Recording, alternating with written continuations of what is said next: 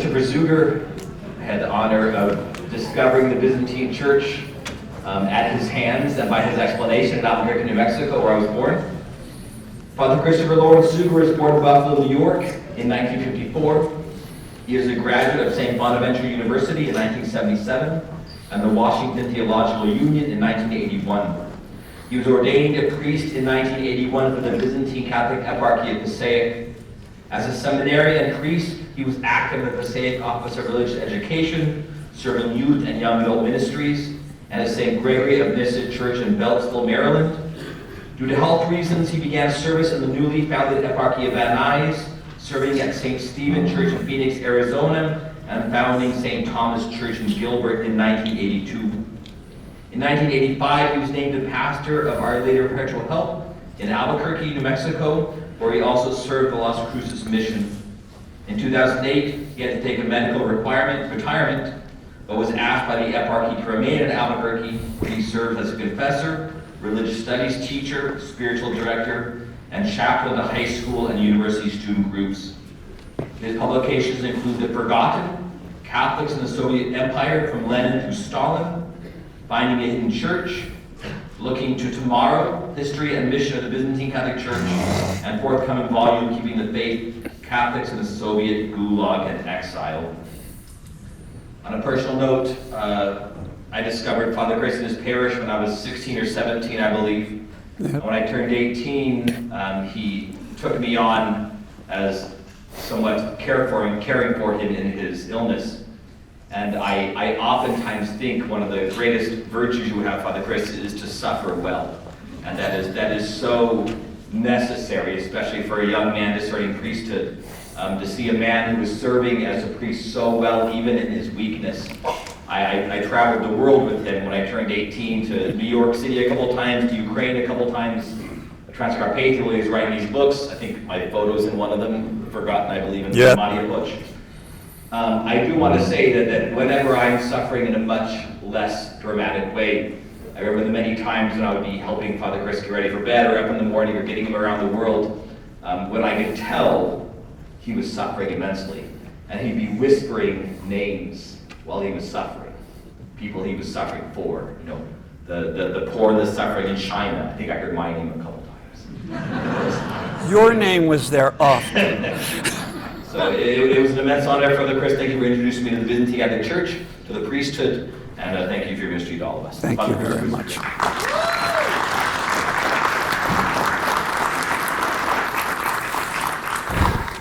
Goodness gracious, after that intro, what am I going to do? I do know what I have to do. Books. So my Finding a Hidden Church, you can get that over at Jack Fiegel's table, Eastern Christian Publications. That's about the church in the underground, and Michael is the one who got me started going over there to interview people from the underground years in Slovakia and Hungary and in Ukraine, in Zakarpattia Oblast. And also my brand new book got published thanks to Father Diskevich and Byzantine Seminary Press. That's Looking to Tomorrow, which is just a little thing, 800 pages of the history of our church from Cyril and Methodius to today. Took me a couple weeks to write that, 1,200 years and stuff. Actually, last weekend I was in San Diego. There was a conference for our parishes in Southern California, and they wanted me to come out and do a summary of the 1,200 years of history, and to do that in 2 hours. And I said, it took me 10 years to get that book written. How am I going to do it in 2 hours? So today, thank God, Father Simbala did not ask me to do that in less than 1 hour, but rather this is the United States. So what I'm speaking on today is the history of our church in the United States, and with an emphasis, though, on evangelization. So it's not just a recitation of dates and names. In your folders is this. So on one side is where our church came from, the people who immigrated here, starting in the early 1880s, coming to the United States. It is the particular Ruthenian Catholic Church, a Byzantine Catholic Church, that we have now in the Metropolitan province of Pittsburgh, came out of the Kingdom of Hungary in the Austro-Hungarian Empire. And if you look at the map, the Transcarpathian region, Slovakia and northern Hungary, that whole corner from the northern border of Transylvania up and beyond the Tisa River mark that's on there. If you just go a straight line from that corner, that's the main heartland of the original territory of the Byzantine Catholic Church, and was in the territory of the Eparchy of Mukachevo. Now, way over in the lower part of the yellow is Croatia, Slavonia. That is where the town of Križevci is, which was the second eparchy, right? And founded in 1611 when a large group of Croatians and Serbs united with the Holy See and were recognized by Rome in 1777. The eparchy of Prešov was the main eparchy for Slovakia, and then the eparchy of Hajdúdorog was the main eparchy for the Hungarian plain. Now, if you'll see on the page, I put the original ethnic groups in the Kingdom of Hungary for our church were Croat, German, Hungarian, Jewish, Romanian, Rusin or Carpatho-Russian, Serb, and Slovak. Those were the main populations. Lots of Rusins and Slovaks moved down into Croatia, Slavonia, were brought there as colonists by the government in the 16 and 1700s. And that's why we have such a big distance between those two territories. So there is a thriving church in modern Croatia and Serbia as a result of that. Now, the Ukrainian Greek Catholic Church is literally next door in this case. I had no idea there was a Ukrainian parish right next to this parish until we got here. But it was in Galicia, which was under Austrian rule. So the Kingdom of Hungary was the territory where our church was concentrated. All right? Galicia, which is the real stronghold of Ukrainian nationalism under the Austrians, was under direct rule from Vienna. So just so you know. Okay, so something to remember is this. Our church in Europe is founded by St. Cyril and Methodius, which is why the seminary is dedicated to Cyril and Methodius. The disciples of Cyril and Methodius came out of Great Moravia in the 9th century to proclaim the gospel in the language of the people among ordinary people. The Latin Church, when it sent its missionaries across Western and Northern Europe, evangelized the nobility, the royalty. These Greek missionaries did not do that. They evangelized among the peasants, the Vlach herdsmen, artisans, miners, woodworkers, people who were very ordinary folk, and the church took deep, deep root as a result in these different cultures. The nationalities that I list on your handout are the people who identify themselves as such in the last imperial census as being members of these eparchies. Of Mukachevo, Križevci, Prešov, Hajdúdorog. That it was a diverse church, a rich church, a multilingual church, worshiping in Slavonic and in Hungarian, yes, but very multi-ethnic and very diverse in terms of economics, in terms of location. So there was not just villagers, as Professor Mavici was saying earlier, living up in the mountains. They're all over the place. They're all over the place, in towns and villages and big cities. Now, the emigration came out of the Kingdom of Hungary starting in the 1880s.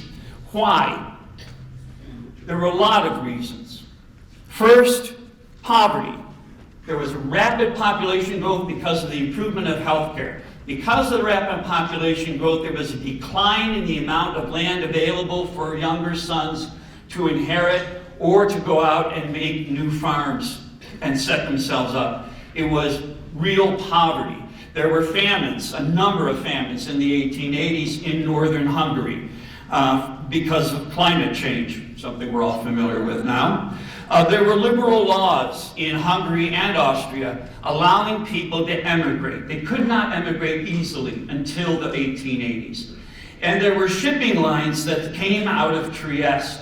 So you could stay within Austria-Hungary in order to make the trip to America, sailing on the Austro-Hungarian Cunard lines out of the port of Trieste. There was exploitation by the landlords. When I was writing my history, I came across an article in the Chicago Tribune from the early 1900s, detailing how the Ruthenian peasants had devoted the entire year to raising their crops, and then the nobility would have a 2-week hunting season that was always at harvest time. And the deer and the wild boar were driven into the fields, which of course they would consume or trample down. And this reporter watched a year's work disappear in a day from these farms, as the nobility would chase wild animals in order to shoot them and leave these massive piles of carcasses behind. So it was a lot going on. Once people were coming to America, men would write back to their relatives and friends saying, in Hungary, I work all day for 15 cents. In America, I work for an hour and I get 25 cents. And they had, there was a transatlantic travel, which we don't realize, of people going back and forth, back and forth. A lot of people went back, bought up good farms, opened a store, founded a business with the money they made in America. And one of the big drawing cards of coming to America was public schools. Free public schools for as long as you wanted to go, and even if you were 18 years old. It was a tremendous opportunity for these families to see their children get a completely different life. So they were recruited heavily by American mining companies, because a lot of them were miners. There were mines already in the Kingdom of Hungary. And manufacturing companies in Pennsylvania, Ohio, New Jersey, and so forth, and the railroads for construction. And there were coal mines all the way out to Wyoming. We used to have a parish in Rock Springs called St. Cyril and Methodius. Never had a priest. They saw a priest maybe once a year. But these people were all over America, as you can see underneath the map, that they were concentrated after the 1910 census in Pennsylvania, New York, New Jersey, Ohio, but also in the Rocky Mountains, Virginia, and New England. So all over you had Greek Catholic parishes. Now, the heartbreak of the emigration is this. We had this marvelous lady when I was at St. Thomas Church in Rahway, New Jersey, which, by the way, it's nice to see some people here that I knew from Rahway, named Helen Filesky. Some of you may have remembered her. She was 90 years old when I was there. She was 90 years old, and she told the story to our high school youth group that she talked to them. She was 16 years old, bought a ticket to sail to New York City, all alone. Did not speak English, of course. Her family lived in the mountains, in the Hoodsville region. They came down, traveled by cart to the railroad station. She boarded the train, ran through the coaches in order to get to the end of the train so she could wave goodbye. And she told the kids that her last memory of the Carpathian region was her father in his big Hoodsville sheepcoat running after the train with his arms out like that and crying. And the last picture she had of him was when he fell down as the train rounded a curve and she couldn't see him anymore. And she said, and at that moment I realized what I had done and that I was never going to see him again. And then we have to give great credit to the people who came here and founded the parishes that we are privileged to worship in and work in and pray in. We are so gifted by the heroism of those men and women who came here facing a totally unknown future in a totally unknown land. And what they did coming here was just remarkable. So the main flow of immigrants was Croatian, Hungarian, Rusyns, and Slovaks. And when they came to America, they founded parishes by having lay brotherhoods. The lay brotherhoods were the foundation of our modern Greek Catholic Union. And these lay associations would get people together from the same villages or the same county in Europe, recruit people to come and settle in specific areas, arrange marriages, and build churches. And they would write back to Europe, to the bishops in those different eparchies, asking them for priests, because here we are abandoned. Right? They came here with no priests. The churches were Roman Catholic, worshiping in Latin. The closest they could get was if there was a Slovak parish or a Polish parish where a priest might understand part of what they were saying in their various dialects, or a Hungarian parish, depending on the language. And they would gather together for Vespers on Saturday night and Sunday morning matins. They all came with big prayer books. Some of you may have seen them over the years, and would have their prayers afterwards and socialize. All right? And as we all know, in Byzantine Catholic churches, you have got to party. You have to have food on Sunday. All right? My parish always has a full Sunday dinner, I swear, every Sunday. And the cantors took on a very prominent role. A lot of the cantors were known as professor as a result. They were the religion teachers. They were the leaders of worship. They were the ones who led funeral services. They were the ones who led baptisms. They were the ones who led everything. Right? So lay initiative was extremely important. The priests saw themselves, those first missionaries, as being dependent upon the European eparchies. Why? Because inevitably, when they would go and present their identification to the local Latin bishop, it usually did not go well, as some of you may know. And eventually, the Vatican had to step in and clarify that, first off, all of the missionary priests had to be under Latin bishops, under the authority of the Latin bishop. They wanted the churches incorporated in the name of the local diocese. But the people resisted that. They usually tried to incorporate them in the name of a council of trustees, of the curators. The second thing was celibacy was mandated very early. 1890 is the first official letter from the Holy See declaring that all missionary priests who are Greek Catholic, or any Eastern Catholic for that matter, had to be celibate, because celibacy was the norm for the Latin clergy in the United States, which was the majority. The third point was that gradually there were limits imposed on their ritual life, as we'll see. The Fourth Lateran Council had mandated two things: that there could not be two bishops of different rites within the same city or territory. But if a Latin bishop had faithful from different ritual churches, vicars must be appointed to coordinate parochial ministry among those ritual churches, and parishes had to be provided. Unfortunately, although the Latin hierarchy in the United States was very good at quoting the first half of the canon, they did not want a Greek Catholic bishop in the United States, they always ignored the second half of the canon about appointing vicars. And so these priests were way too often on their own. There were very few bishops or archbishops who really took care of parishes and really served the parishes. Now, in terms of evangelization, I found it really interesting when I got the statistics from the first year that they were collected on a national level for the first Greek Catholic exarchate in 1907. There were 400 converts.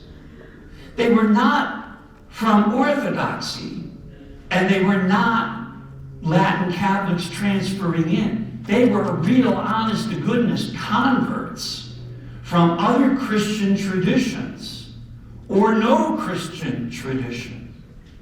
So these priests who were coming here and serving sometimes 3 parishes or more, traveling by horse and buggy in difficult conditions, not speaking English, were able to minister to other Americans and have converts come into our church. So the idea that people like me and Father Michael O'Loughlin and a lot of you who come from a wide variety of ethnic backgrounds coming into the faith, either from the Latin Church or elsewhere, was a recent phenomenon, is not true at all. This goes back a long ways. I mean, literally over 100 years. So we are a missionary church, and we have always been a missionary church. A lot of the ethnic Hungarians in the Kingdom of Hungary who were Greek Catholic were converts from Calvinism. which I've always wondered how the heck that worked, to go from being a Reformed Puritan-style Protestant to a church with a 40-foot iconostas and all kinds of customs and incense and holy water and all these great things that we get to do throughout the liturgical year. And I mean, Reformed worship, if you've ever been in a Reformed church, is pretty blah. And then you go from that to us. So when I went to Hungary, I was asking why, and they said, you know what the first thing was? The priests were married. And Reformed people were saying, well, this guy, he actually does know what I'm talking about. It was a big drawing card for them. And it shows the importance and significance of the married clergy that existed in Eastern Europe. And so these married priests went out and evangelized. Another big drawing card. The pilgrimages. Lots of conversions took place at Mariupol and other shrines like that. Boronjevo and Krasny Brod and so forth, where lots of people would go in out of curiosity and end up being drawn to our faith.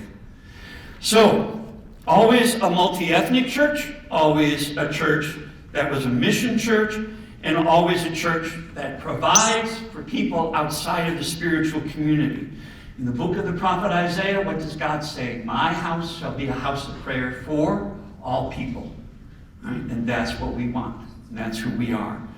So the challenges to maintaining the Greek Catholic Church in America were several. First, there was hostility and confusion on the part of the Latin majority. The most famous story is Archbishop John Ireland in Minneapolis.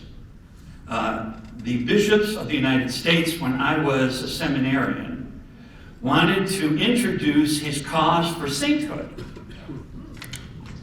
Yeah, see, I know who knows the story now because there are only a few people who chuckled.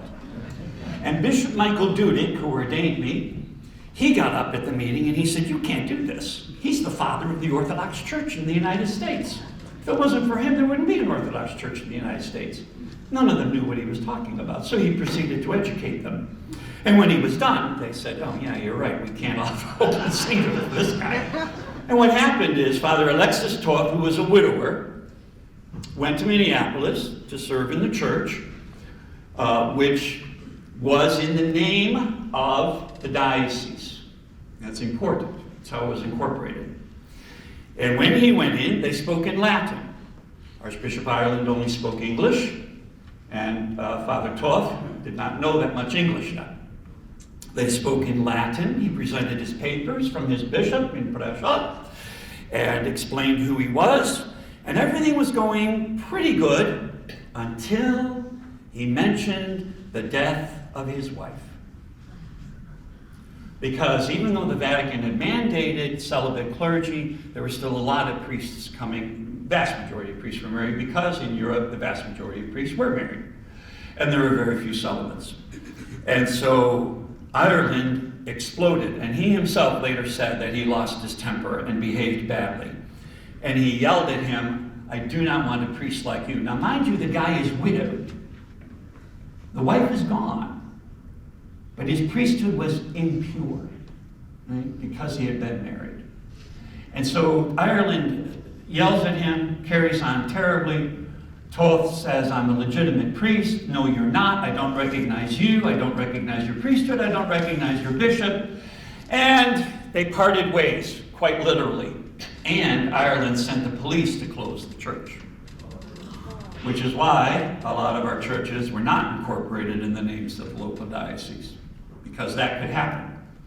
You could lose the building. So, as a result, Toth's parishioners wrote to the Russian Orthodox bishop who had just moved from Alaska to San Francisco, and the Russian Orthodox bishop, of course, was thrilled to receive them, sent icons for the church. Off they go, and they become an Orthodox parish. A small minority remained Catholic, and our parish in Minneapolis and the Ukrainian parish in Minneapolis are descended from that small minority and later immigrants. Why is that important? That's an extreme example of what happened in way too many chancery buildings, where married priests came in and were rejected, or simply they were rejected because they were following the Byzantine rite. And it was, there was a lack of education, a lack of understanding, a lack of knowledge. on one level, but on a deeper level, it was an inexcusable behavior, because I found books from the main seminary in the United States at the time that detailed all of the Eastern Catholic churches and their worship and so forth. So a little reading would have helped the cause dramatically. Unfortunately, that's not what happened. Bishop Ortinsky was sent here in 1907 for the first ordinariate that was created, and there the Vatican stepped in, limited his authority. He had to ask the local Roman Catholic bishop before he could make a visitation of his own parish. All right? No matter where he was, he had to write ahead to the local Latin diocese to make a visitation of his own parishes. The chrismation was taken away from the parish priests. Infant communion, of course, was long since gone, but chrismation was taken away. That was very upsetting to the people.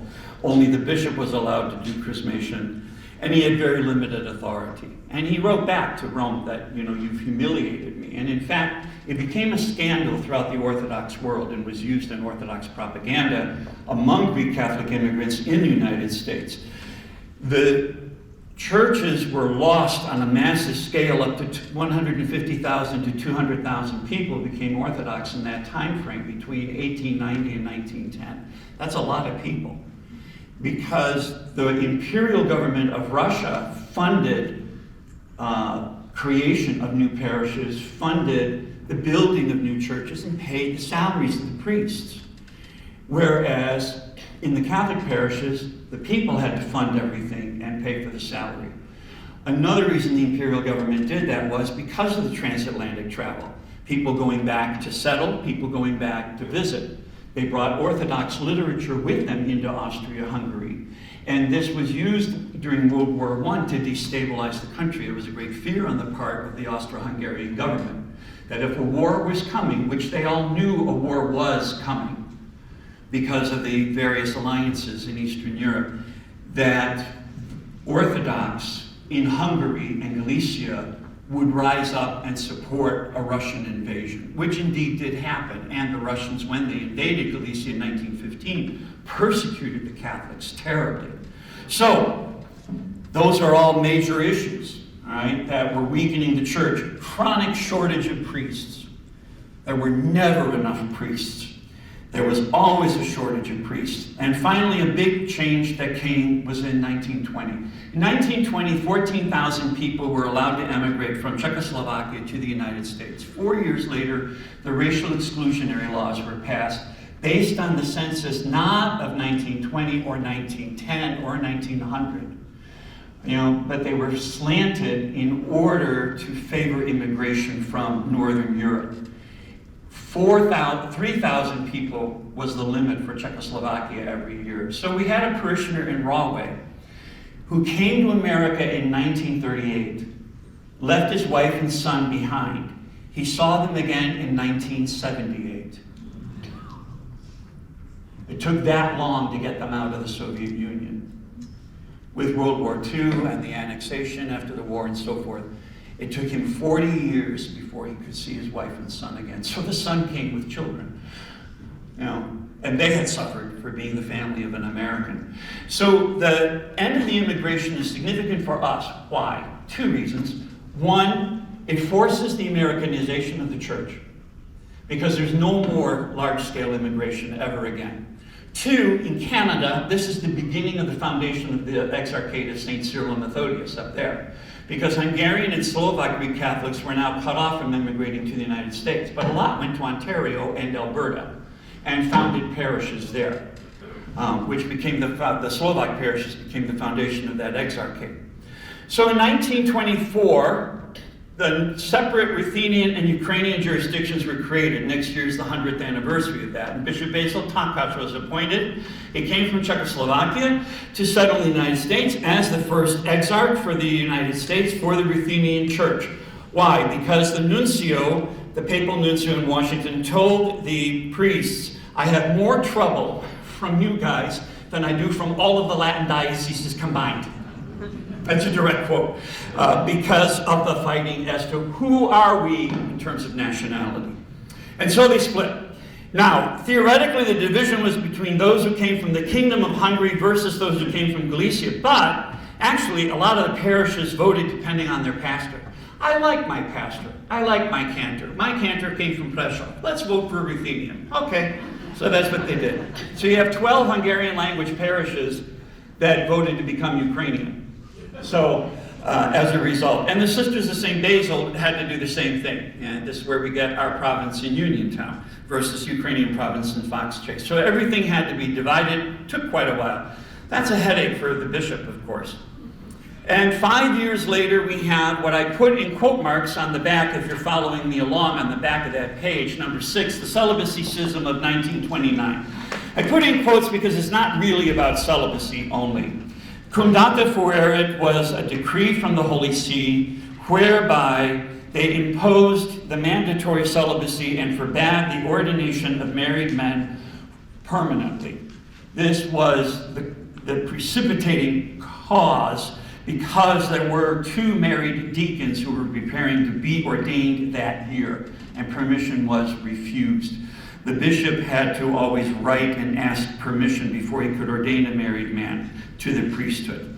They stopped it because mandatory celibacy had spread throughout most Eastern Catholic churches, including the Ukrainians, in a number of countries in the world, and they really thought in Rome it would not be an issue, which it was a huge issue, because they got continued complaints from the American bishops about these married clergy serving, but the people were emotionally very attached. It was also, though, in the decree to increase the bishop's control and reduce the influence and control of trustees in the parishes, for the authority of the bishop to be built up, for the exarchate to be built up, for all the property to be signed over to the bishop and to the authority of the church. There had been a failure to build a seminary, and they also were trying to deal with the expanding demands for use of English in sermons and in worship. And there were tensions among the priests because Bishop Takacs, when he came from Czechoslovakia, brought a number of Hungarian-speaking priests who he surrounded himself with and who formed a separate, almost, division within the exarchate. So there were a number of things that were happening. When the split happened, over the span of 6 years, from 1929 to 1937, the American, Carpatho-Russian, Orthodox, Greek Catholic, Independent Diocese of North America in the United States was founded. Longest name of a church I've ever seen in my life. At Crod, I took 110,000 to 150,000 people left our church as a result. Almost every parish was divided, and the exarchate spent great amounts of money trying to retain properties through court cases because the incorporation papers were not uniform, and it was very difficult sometimes to determine if a parish was Greek Catholic or was a parish meant to be Orthodox or was it independent of anybody, and that's where that came from. So it did affect our church, not just because of that, all right, the court cases and the drawn-out nature. Families were permanently divided. I knew people here in Jersey who never spoke to some of their relatives or friends again, parents who lost their children over which way the family went. And also because of that division, but then the ethnic issue. So those who had a Russian orientation tended to go with the new church, Carpatho-Russian, but then the Rusyns and Slovaks and others were saying, well, what are we? Are we American? Are we Slavish? Are we Slovak? Who are we? What language do we use? And it gave more impetus, for the demand for English. And then the church, begins its shift away from starting to give up use of the phrase Greek Catholic and really moving to a more neutral identity under Bishop Byzantine in particular, because he formalizes the use of the phrase the Catholic Church of the Byzantine Rite, no longer a Greek Rite, in 1950, and then our seminary opened in 1951. Since all of those eparchies in Europe were now ruled by the communists, and some had completely disappeared, such as Mukachevo and Prešov. Now, number 7 is the Latinization drive. Bishop Ivancho was succeeded by Bishop Nicholas Elko. Bishop Elko was the first American-born bishop in the United States, and he was bishop from 1954 to 67. He had constant pressure on the clergy to add Latin-style devotions and tear out Eastern furnishings. He deliberately ordered the construction of new churches as the church expanded into the south and into the west and into the suburbs without icon screens.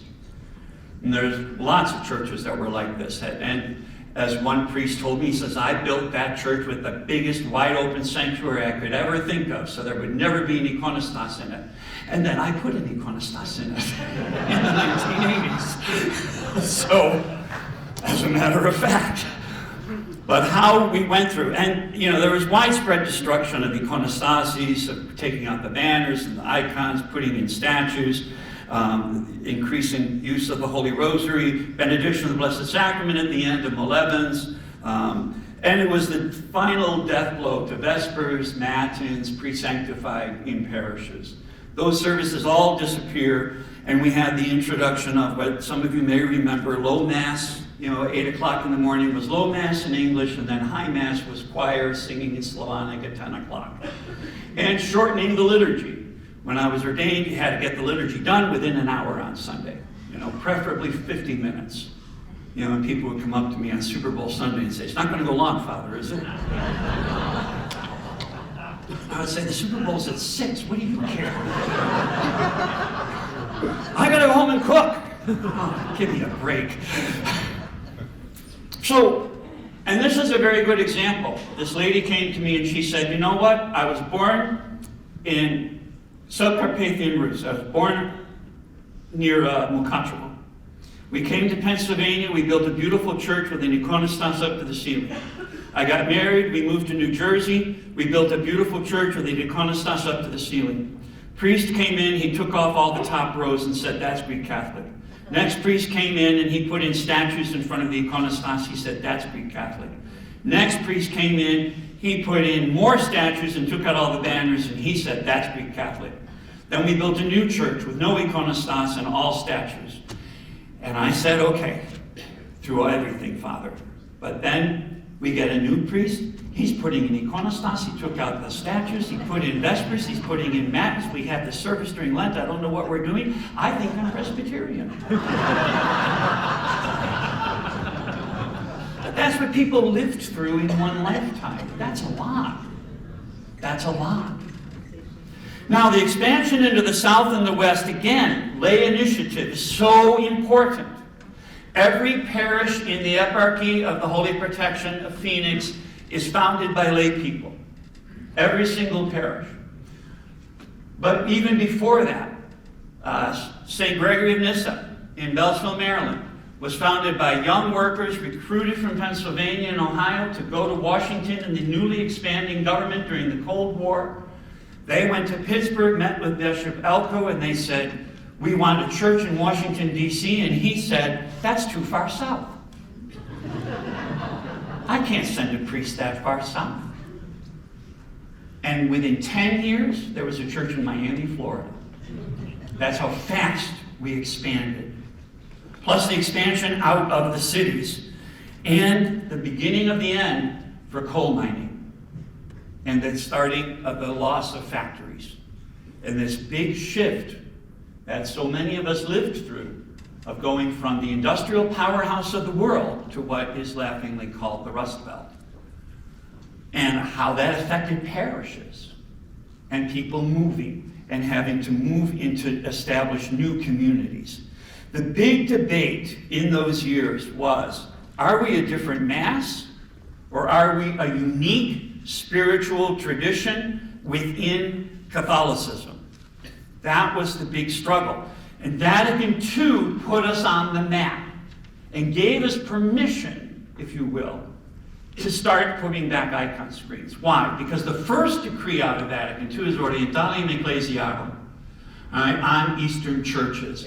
And it specifies that the Eastern Catholics have the obligation to proclaim the gospel to all nations and to restore its authentic traditions where they have been lost.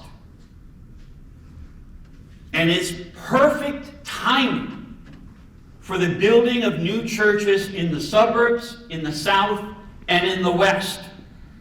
And we have a flood of publications coming out from Father Monsignor William Levkulik in Duquesne, Molevans, Akathists, Pre-Sanctified, the restoration of services. Bishop Kaczynsko and Bishop Dudek had put the brakes on the Latinization drive. And then, of course, in 1969, we had the creation of the Metropolitan Province of Pittsburgh, with the 3 eparchies expanded in 82, with the foundation of the Eparchy of Van Nuys, now the Eparchy of Phoenix, and then, of course, last year with the addition of the Exarchate in Canada. Now, the expansion of the suburbs meant leaving the old neighborhoods, and here's where I think our church made a mistake. I understand moving out, following the people, but we never thought to evangelize in the old neighborhoods. I celebrated liturgy for years in Albuquerque in English, Spanish, and Slavonic in one service. And everybody did fine with it. We needed all 3 languages because of the population we had. And it worked fine. But we were afraid to do that. And the obligation to proclaim the gospel to all nations is an obligation from Jesus Christ, not just the Vatican. So, in this building of a multi-ethnic, multiracial, solidly Eastern Catholic Church, open to all people, one of the big things is the last time I saw this many Byzantine Catholics in a room was at our 25th anniversary for the Eparchy of Phoenix, and the last time before that was the catechetical congresses that were held back here. You know, these great movements of bringing people together like this to talk, pray, and visit with one another and be rooted with one another. And how important that is, because we as believing people have an attractive church with traditional worship, small communities, solid Eucharistic theology, and a solid, healthy Marian devotion. And that is what people are looking for in this world. Every state in the Union, except North and South Dakota, now has 33% or more where people have no religious affiliation. In New Mexico, with a 400-year-old Catholic history, 47% of New Mexicans have no church affiliation at all. We have so much that we can offer. Going back to the beginning, that's why I titled my book, Looking to Tomorrow. Going back to the beginning, a church that proclaims the gospel in the language of the people, no matter their economic class, no matter their ethnicity. Look at those names again on the front. Croat, German, Hungarian, Jewish, Romanian, Russian, Serb, Slovak.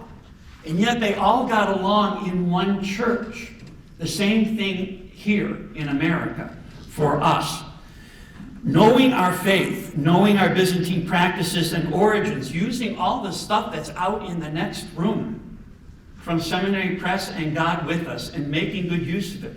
In the last 30 years, we have seen an explosion of interest in Eastern Christianity in the United States. At the same time that through the Holy Spirit, we had an explosion in our church of material, of abandoning a Latinized, different mass mentality to this, to being a strong, healthy, living church. I'm going to end with this. Gen Z, the young adults of today, 37% have no church affiliation. 9% are atheists, 9% are agnostic. Only 1/4 are Catholic, 60% do not worship regularly at all. Their parents did not even say grace before meals with them, is the report from them. And I know this from experience being a university chaplain. 58% of Gen Z said they had no religious education at all. 39% say they always feel alone. Religious praxis makes someone happier. It increases your social life, especially in our churches. And when college kids come to my church, you know what, after liturgy, you know what the parents want to do? Feed them. You want college kids to come to your church? Pizza. Even better, dinner. but they're starving. They're starving. We can emphasize the benefits of religious worship, of coming out, of getting into connections with others. 57% of Americans who leave a church do so before the age of 18. They quit in high school. The importance, therefore, of using Instagram, TikTok, and YouTube, and some of you know me from Instagram, TikTok, and YouTube, because I know you came up to me today. Yeah, as one of my college young men said to me, Father, we need short, succinct videos that I can pull up at the gym or at a bar and show somebody on my phone and say, yeah, this is what we believe. This is who we are. Look what we have. And of being available to youth during, in high school as well as in college and trade school years. How important that is. The changes brought by COVID were such that most parishes live stream liturgies now, right? Right? Do you? Yes. Okay. Just checking. We discovered we can go to the internet and be authentically Eastern Catholic. We don't give up anything. We have to draw people out of their living rooms, though, back into the church. The importance of building hunger for Jesus in the Holy Eucharist. So once again, folks, that we belong to a church that was created by the disciples of Cyril and Methodius to be a church that ministered to ordinary people, using an 800-year-old tradition of theology, liturgy, and philosophy, from the Eastern Roman Empire, serving all of these different nationalities. And it resisted centuries of attempts. As you can see if you buy my book, which is available for only $75 in shrink wrap, 2 volumes, which I'll be happy to sign for you so it becomes a second-class relic.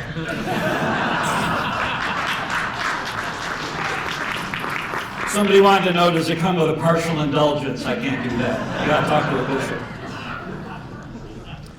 That they resisted centuries of attempts at being assimilated into the Latin Church in the Hungarian kingdom, and then again in the United States, while being authentically Eastern, while being authentically Catholic in union with the Holy See since 1646. And how important this is. Bishop Ivancho wrote in 1954, when there was a threat to force our exarchate to go into the Ukrainian Greek Catholic Church in America, he sent this letter to Rome. The mission of the exarchate includes not only the descendants of those who emigrated from Hungary, but also converts and others such who have become allied with our jurisdiction through the processes of proper canonical procedure, through marriage, canonical transfer of right, and conversion. That remains our mission. To be a church which serves anyone who wishes to come to faith in God through our Byzantine Catholic life. Christ promised that the church would always endure no matter what, and the Holy Spirit will teach us what to say. We face a very challenging future. We all know that, in a time of war and climate change and economic and politics and so forth. But we do so knowing that while we have no idea what the future holds, we should know and trust we know who holds the future in His hands. And we are always under His guidance, and our church in particular is always under the protection of the Holy Mother of God at all times. Christ is among us. Thank you very much for your attention.